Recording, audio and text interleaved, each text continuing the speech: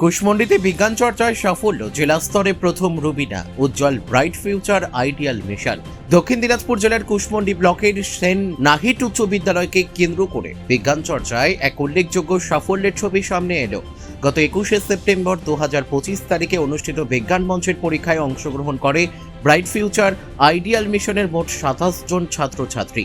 এই পরীক্ষায় অংশগ্রহণকারীদের মধ্যে 13 জন কৃতিত্বের সঙ্গে উত্তীর্ণ হয়েছে। তাদের মধ্যে রুবিনা পারভিন জেলা স্তরে প্রথম স্থান অধিকার করে বিশেষ সম্মান অর্জন করেছে। পাশাপাশি তানজির ইসলাম, মল্লিকা পারভিন, রিজা শাবনাম ও জুলেখা পারভিনও উল্লেখযোগ্য সাফল্য দেখিয়েছে।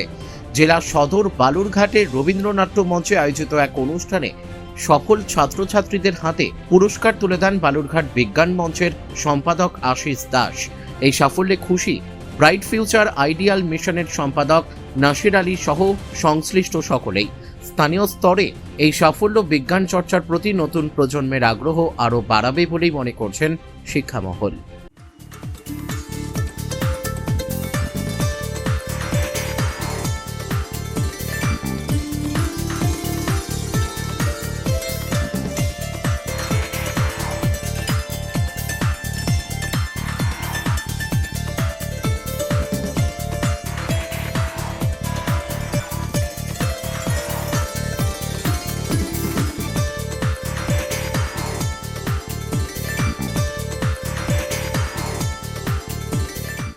হ্যাঁ, অবশ্যই আমরা সবাই খুব খুশি।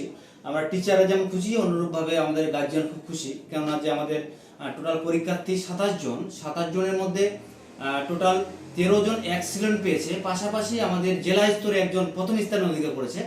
আজকে বালুরঘাট রবীন্দ্র মুক্ত মঞ্চে তাদেরকে পুরস্কৃত করলো।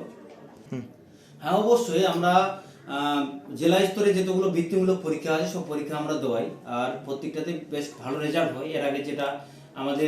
এর আগে যেটা বিজ্ঞান মঞ্চ ছিল ওটা তো আমাদের বেশ একটা ভালো রেজাল্ট হয়েছিল গতবার যেটা হয়েছিল। এবারও দারুণ হয়েছে এবং কি আর বিভিন্ন রকম বৃত্তিমূলক পরীক্ষাগুলো হতে চলেছে বা হবে। আশা রাখছি একটা দারুণভাবে একটা রেজাল্ট হবে, এটুকুই আশা রাখছি। কুশমন্ডি থেকে দিলদার আলীর রিপোর্ট, কুলিক নিউজ।